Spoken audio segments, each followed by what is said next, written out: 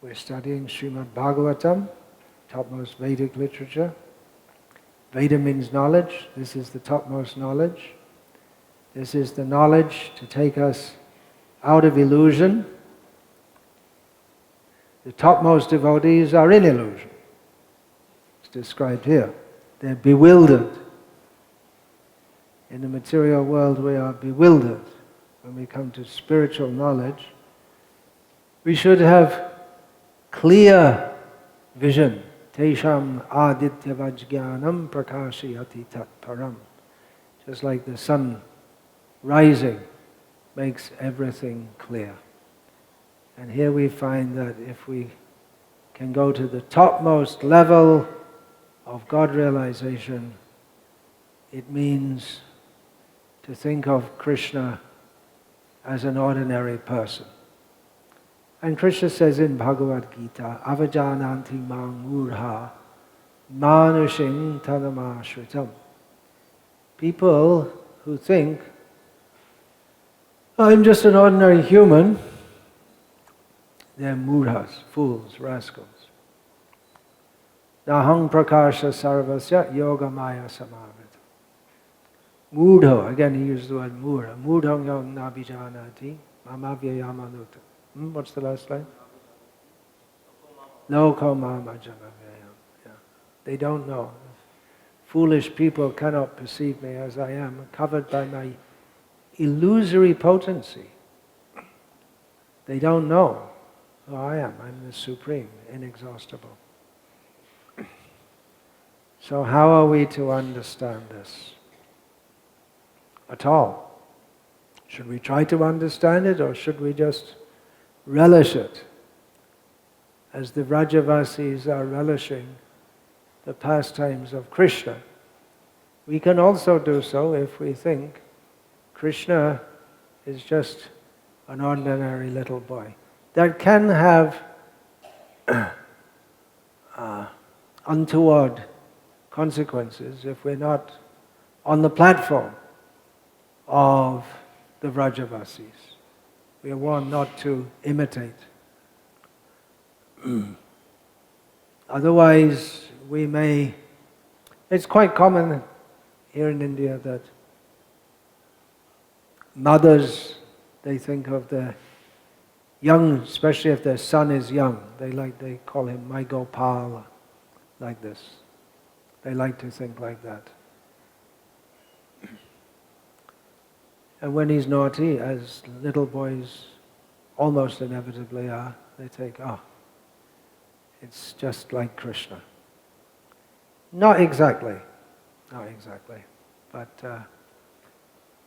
the same mood is there. The Vatsalya bhav, parental affection. They take pleasure in seeing the child grow. It's described here in Bhagavatam, seeing how his teeth are coming out. He passes stool and urine here and there. They don't get upset. They just clean it up. Nowadays they use diapers in India, in the cities. I don't know about in the country, but previously just kids would poop here and there, that's all. And didn't wear any clothes either, until they're about 7 or 8 years old. Boys and girls, they'd all run. When you were a young child, you were running around naked, right? At least till 5. What about you? You're a city boy from the big city. You don't know. Huh? Yeah, just running around there. What do you need clothes for in this weather anyway? That's for decency you need, but not for warmth, that's for sure. We have enough of that. So what's going on here? They're bewildered, but that is another kind of bewilderment. That is yoga maya. How do we know that? How do we know? Because the Bhagavatam is explained to us through the Acharya Parampara. I just came to learn that the Gopal Tapani Upanishad, which is about as personalistic as you can get, is also commented on, apart from Vaishnava commentators, is also commentated on by Mayavadis. And they twist it. They're awarded by the Lord's external potency the extraordinary ability to turn black into white and white into black, and just turn everything and make it, everything is impersonal they want to make, even grossly. The most respected commentator on the Bhagavatam in India when Srila Prabhupada was present was a complete Mayavadi. And he'd explain it like that. I think I said that last time I was here. I've said it several times. His ashram is still there. He'd explain it like that. You can do, of course, with the Bhagavatam, you can do with anything. Even you could probably find an impersonal interpretation for Ishvara Parama Krishna Satchidananda Vigraha Anadir Adir Govinda Sarva Karana Karanam. They'd probably pull out some Panini rules and so on, turn it upside down, inside out. But we understand through the Acharya Parampara.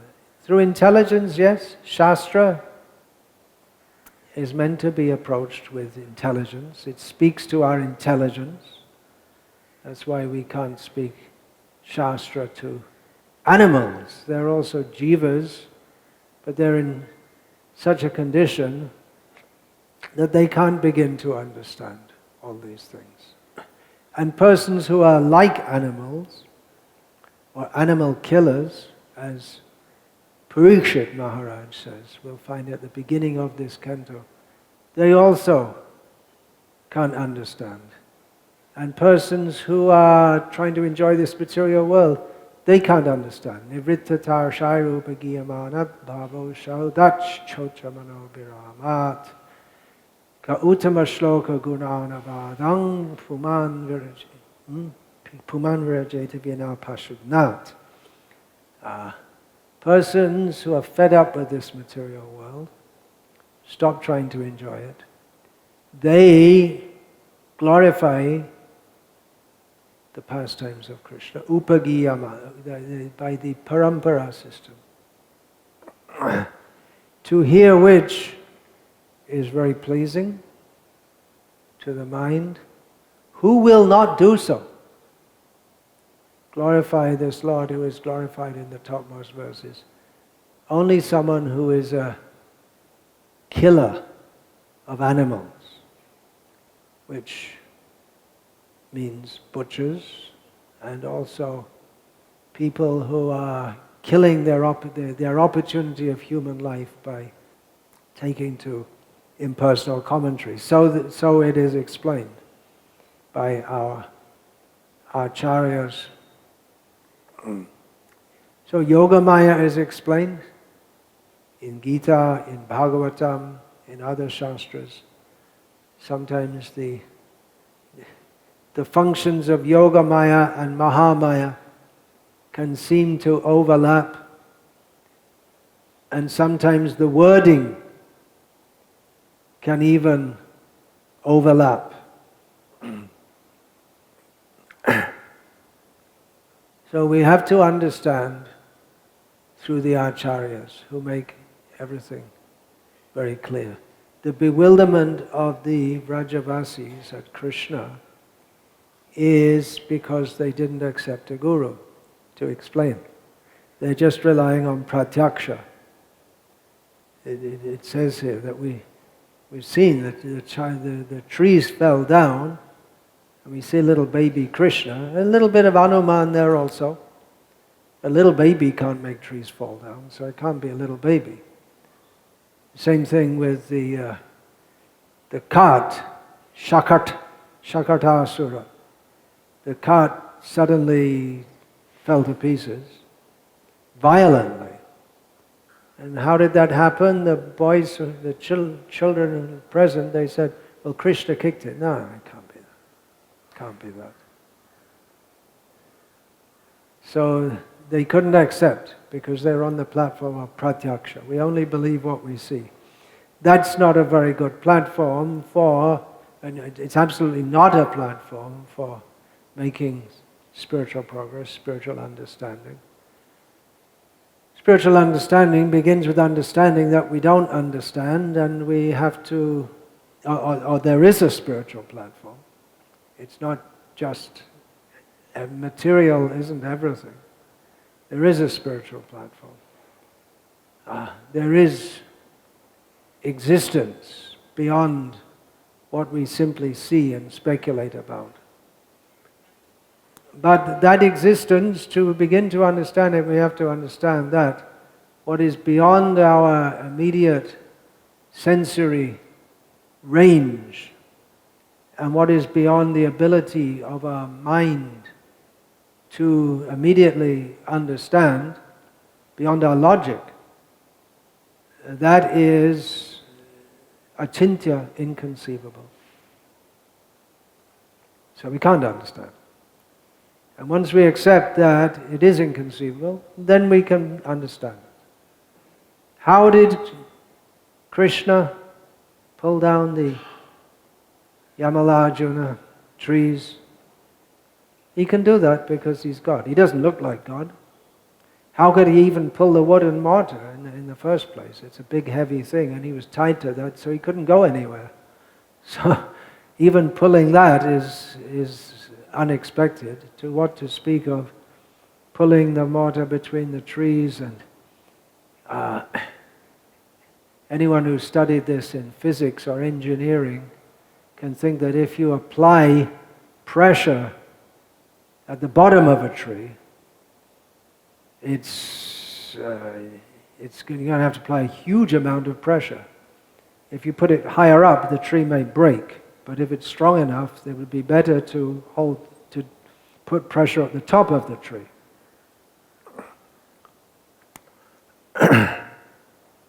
So they didn't believe it. But for them, that is the highest platform, because they've gone beyond wondering about who is God, and they're simply loving Him. But for us to understand all these things, we have to have it explained for us. There's the aroha pantha of trying to apply our own knowledge, our own ability, our own brain power, even to interpret Shastra. We may accept Shastra at some level, superficial level, but then try to interpret it through our own human intelligence. We may even accept that the Vedic statements are infallible. But even then, if we think we can understand simply with our intelligence, we're not going to understand it. Simply by applying our intelligence. Intelligence is required to understand it, but we have to take aid. We have to have that intelligence guided. I've many times given the example from my own life of being first in mathematics class, being first of all exposed to calculus. And the teacher writes it on the board. It looks like some big squiggle with some numbers and a line, and I haven't got a clue what it is. And I could look at that for the whole of my life, and I couldn't work out what it is. But I did have confidence that it has some meaning, and I will be able to understand it, but the teacher has to explain it, which he did. And then I could understand it, and now I forgot it all. But I know it's not just some squiggles, there's something there. So there will come points in studying Shastra where we become bewildered. It may be. But then we have to accept that's due to our own lack of understanding. It's not that something is wrong with Shastra, or something is wrong with the understanding that's given by the acharyas. Note the plural word. It's not that someone just pops up and says, hey, I got a great idea how to explain this. It may be that some revelation is there to an exalted devotee, but they work within the framework of Vaishnav Siddhanta, and it could be Gauriya Siddhanta, Madhva Siddhanta, Vallabh Sampradaya Siddhanta. But if we come across something and it didn't seem to make sense to us, and we try to work it out all by ourselves, then we're in trouble. It may be that even it's explained to us and we still don't understand. That happened with calculus for me. It took a little time before I could get my brain around it. It wasn't instant to understand it.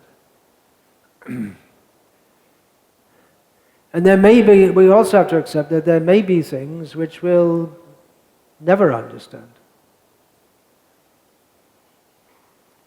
Why did Krishna leave the rasa dance? It's explained, but, tomorrow is Rama Navami.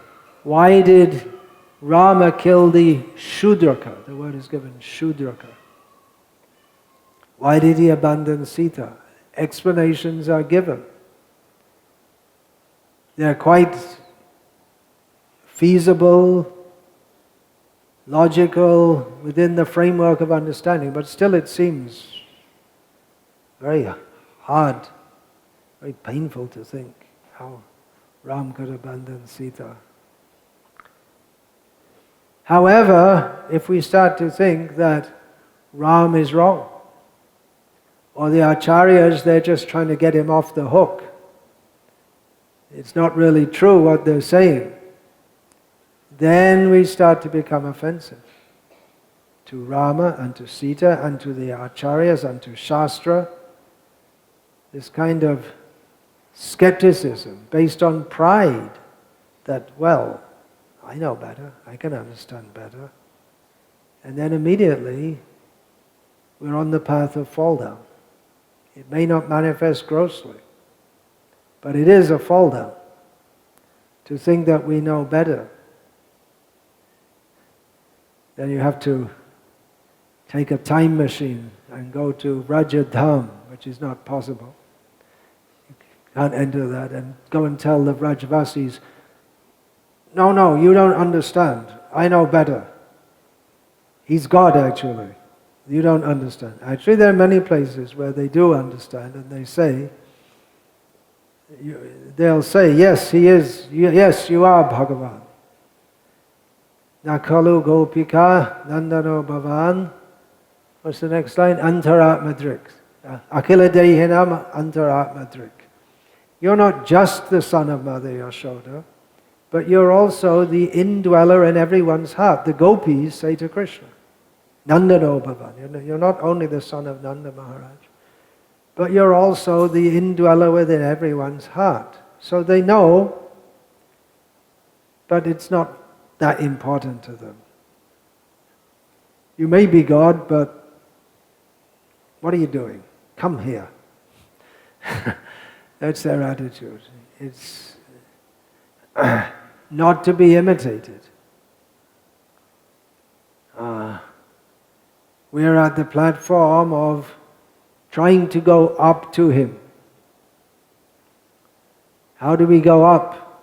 We're down, we're fallen down. There's a method, the help comes down from above. Help comes down and we can take it and we'll be pulled up. Avaroha Panta. Knowledge comes down. We have to approach Krishna with all humility, Shastra with all humility. We have intelligence, we're not supposed to throw it out, we're not supposed to have blind faith. But at the same time, we have to pray to understand as far as Krishna reveals, we can't demand, knowing that there are many topics which are beyond our intelligence, which is after all highly limited. Our experience is very little. We accept, yes, the gopis, the gopas of Vrindavan, they're all highly exalted. But if we want to analyze in detail and try and do some psychological analysis by modern psychology or whatever, we're going to get into trouble. We don't have the prerogative to do that. We shouldn't do that. We shouldn't even try to do it. If you want to analyze so many things about Srila Prabhupada, why did he say this, why did he do that? Well, you have to do in terms of Guru, Sadhu and Shastra. Why is he doing? He's delivering the message of Shastra as received through the Acharya Parampara. That's why he's doing. If I can't understand it, that's my lacking, we should think. We should have implicit faith that Shastra is perfect, the Acharyas are perfect, Srila Prabhupada is perfect. I'm not perfect. As soon as we start to think I'm perfect, then we're fools. By nature we're imperfect. The jiva is imperfect. Inasmuch as he's not complete as Krishna is. Purna, we have this word Purna. Krishna is Purna. That word is translated into English as complete and also as perfect. We can never be as complete or perfect as Krishna. But he can give perfect knowledge to his devotees. And we have to receive it from them with all humility, despite our disqualifications. How can we understand? There are so many things. How can we understand? We have to understand not by exercising our brain to try and work it out by ourselves, but to receive knowledge from the acharyas and then apply our intelligence to that.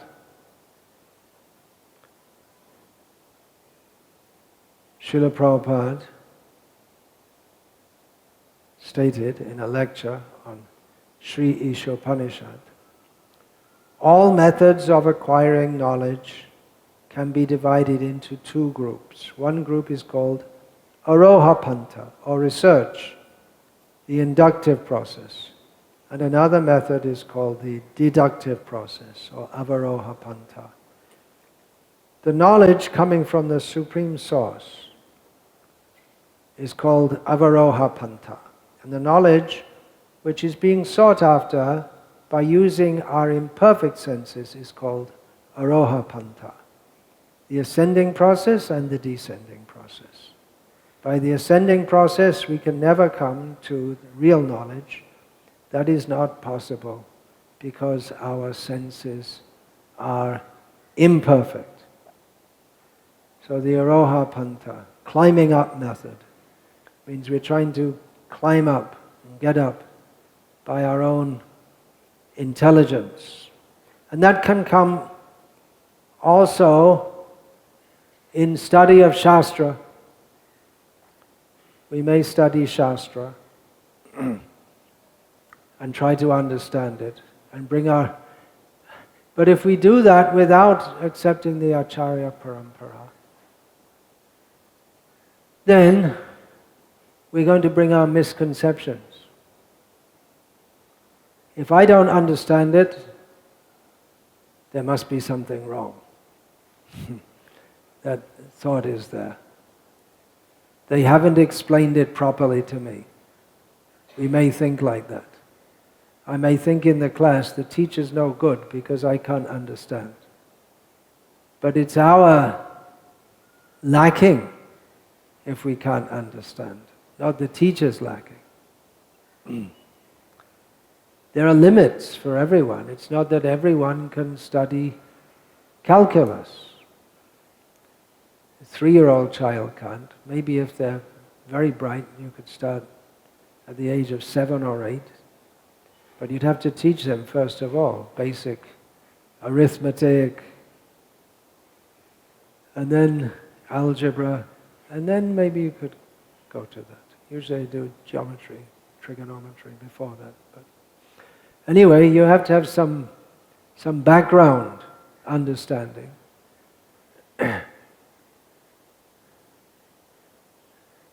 Then you can begin to understand. Again, in mathematics, you're taught at a certain level.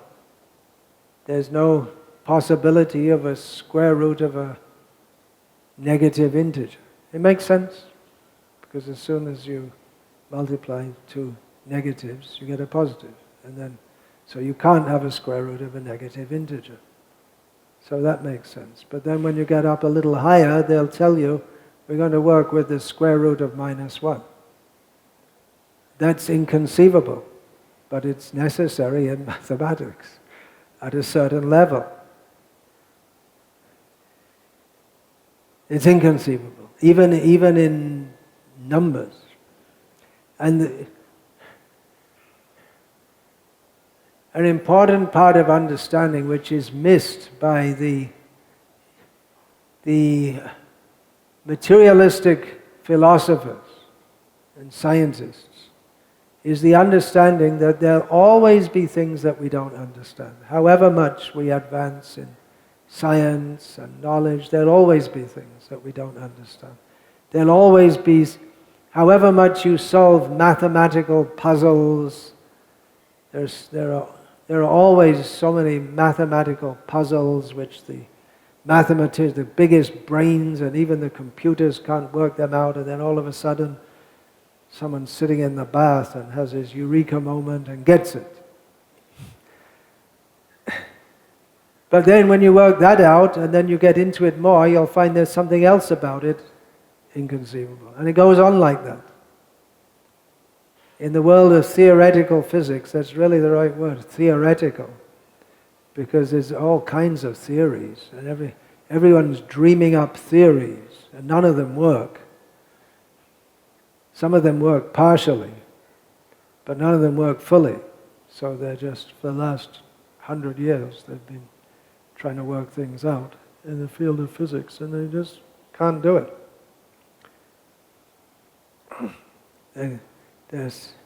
They spend their whole life and die making up theories about the nature of very small things, less than microscopic. And they make some progress, but still, whatever progress they make, they can't work it out. And they say, we're working on it. You can work on it lifetime after lifetime, but you won't find out everything.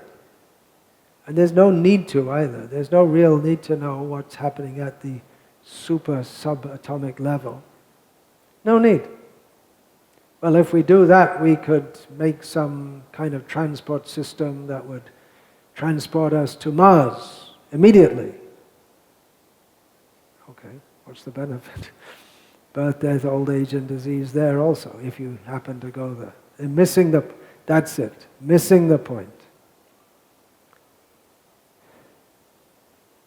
So we should accept there is a spiritual dimension which we can have access to, we should have access to, but the price for entering it is utter humility, which for the conditioned soul is foreign to his nature.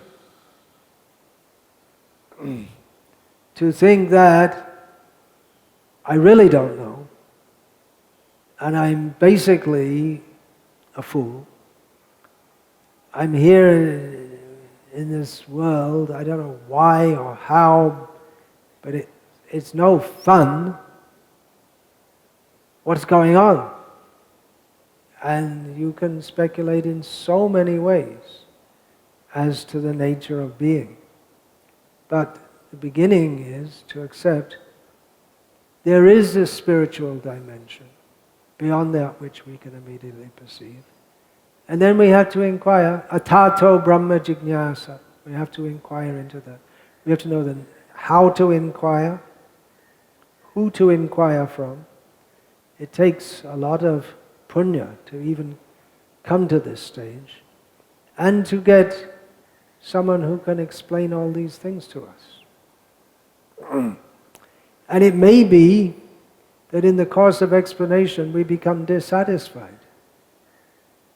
We may think that, oh, I don't like this explanation. Or how, just recently I was looking at this, someone asked me, how is it that the Guru is birth after birth? And you start to think about it and it becomes inconceivable. And then when Srila Prabhupada was asked about it, he said, you don't worry, you just go on doing your service and then you'll get it. But if you become stuck up on this point, then you don't get it. If you stay to the point of serving Krishna, then you'll remain in Krishna consciousness and your Guru will be there birth after birth. Exactly how, that's up to Krishna. But if you get stuck at that point, no, I can't understand it, therefore I don't have faith in it, or my Guru can't explain properly, then you lose the connection. Then he's not birth after birth, and you say, see, I was right. I'm a worm in stool and I was right. The Guru's not there. His Guru is Guru as long as you treat him as a Guru. If you treat him as an ordinary man, then he's an ordinary man to you. That's like Srila Prabhupada said, installing the deities in Los Angeles, Rukmini, Dwarkanath, the small deities before the big. Srila Prabhupada said, if you think this is a brass-made idol, then this will remain for you a brass-made idol. But if you think this is Krishna, then Krishna will talk with you. So is reality relative to our perception? Another big question of philosophers. In one sense, yes. But in the absolute sense, no. Krishna is the Supreme Personality of Godhead. But it's multifaceted also. Krishna is the Supreme Personality of Godhead, but not to the Vrajavasis, or not in the same way that we should see him as the Supreme Personality of Godhead. So if we say yes, it's true, and if we say no, it's true, depending on who says it. But if I, sitting here in the material world, say, no, it's not true that Krishna is the Supreme Personality of Godhead, then we're in trouble, then we can't understand it. So it does become a little complex. But we shouldn't become bewildered. That's the point. We shouldn't become bewildered because Krishna is the Supreme Personality of Godhead, but sometimes he plays as if he isn't, or he's not what we think he should be. I can't imagine God having a half lion, half man form. Brahma thought, I can't imagine God running around like a low-class cowherder without any shoes on. I know who God is. He's my Father. He's the huge form of Narayana. This can't be God. That's coming up just in 2 chapters, right? We have Brahma getting bewildered. So we may get bewildered. What is spiritual? What is material? Spiritual can look like material. The deity looks like material. He's fully spiritual. How do we understand that? You can make a chemical analysis if you like, and it's going to be material, right? The deity is cast out of different metals. what is there? Copper, zinc, tin, different metals. But then you don't get Krishna consciousness. You don't come to the spiritual platform. And it can be explained also. Krishna, he can take that form to accept our service. And so many people have experiences of Krishna, but then they don't see him as a brass-made idol. With material senses, we can't touch, taste, smell, feel, or hear that which is spiritual. So how could Duryodhana see Krishna? How could so many demons see Krishna? Well, in one sense, they didn't, because they saw him as material. Then his hand became material? No, but in their vision it became. And with his mercy, with his spiritual hand, he cut off the head of the washerman in Mathura. So is he spiritual? Is he material? He's both. Material is included in spiritual. Ultimately, he's all spiritual. Ultimately, everything is all spiritual if we have that vision. We have to see at our level, through the eye of Shastra, as explained by the Acharyas. It's a different outlook altogether. Even in Shastra, it may sometimes say things which seem to make Krishna material. For instance, we have in the first canto of Bhagavatam, Kritavan kila karmani saharamena Keshava atimartyani bhagavan gurha kapata manusha. Krishna and Balaram, beyond the platform of death, played their pastimes, being very deep and subtle, profound, and cheating man. Kapata means cheating, false, deceptive, manusha. So he's a cheating person. That's what it says. Elsewhere we have so many names. Maya Manusha, illusory man. That name is given for Krishna. So if we want to take it literally in that sense, then we become bewildered. Of course, in the same verse, Kapata Manusha, we also have Atimartyani. They're above the platform of death. And we say, well, why did Vyasadeva write like that? Well, maybe to bewilder you. We have to understand through the acharyas. We have to have that faith. If we have faith in our own ability to work everything out, then we're in trouble. Same thing, we have to study Shastra. We are coming in the line of Chaitanya Mahaprabhu. Srila Prabhupada has mercifully brought the gifts of Chaitanya Mahaprabhu to the whole world. It may be that we know for sure there are many ways to explain Shastra except those of Srila Prabhupada. But we are here today discussing as if understood from Srila Prabhupada. There are many other commentators on Bhagavatam. We could understand through Madhva Siddhanta or Mayavad Siddhanta. But there are some differences there which may bewilder us, and we don't really need to know anyway. We here have the faith that whatever Srila Prabhupada has given us is complete and perfect for us. I was wandering in the ocean of material existence, and Krishna kindly sent me Srila Prabhupada. So we accept him as Krishna's gift. Krishna Kripa Srimurti.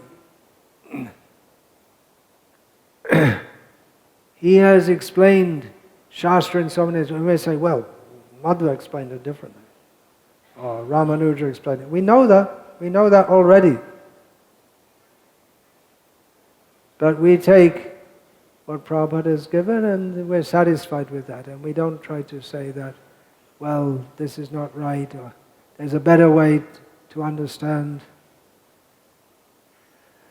Then we're on the mental platform. If we in any way try to minimize Srila Prabhupada or think that now I've read so many things, I know better, we're in deep spiritual trouble. Okay, it's good. Prabhupada himself recommended that you read the commentaries of the previous acharyas. That's not for everyone. Because most devotees have neither the time nor the inclination nor the eligibility to do so. Spiritual eligibility. So if you can, we find that's quite common now in ISKCON. Devotees will give a talk, they'll explain mostly in terms of what Vishwanath Chakravarti has done, especially Vishwanath Chakravarti, they like to do that. You can do like that. But don't relegate what Srila Prabhupada has given and think, well, now I know a lot better. I have to save others by telling them how Prabhupada didn't really know so much. That underlying attitude, I've discovered something new and better, it becomes very dangerous. So we're happy to learn that the devotees in Vrindavan, they're bewildered on seeing the Amalajuna trees fallen. We worship their bewilderment. We understand why they're bewildered. They're bewildered out of love, not out of envy. There are different kinds of envy, different kinds of bewilderment. One out of love and one out of envy. So it can be that we also become envious to Srila Prabhupada. He very mercifully gave us all these shastras in very simple language. Otherwise, these commentary, the shastra and the texts, they were written for highly learned in shastra and siddhanta, highly learned devotees. They're not meant for everyone, actually. They were to be explained to common people by persons who've gone very deeply into the understanding. And Srila Prabhupada has amazingly made that available to all of us in straightforward language. It's the most amazing thing in the history of Shastric commentation, how he's been able to do so. But then if we study a little Sanskrit and we think, oh, now I understand, actually, it's too simple. You have to make it more complicated. And then we lost the thread. Hare Krishna. I'll finish there for now. Any question? No. All right then. Ladies? Nothing. All right. Hare Krishna.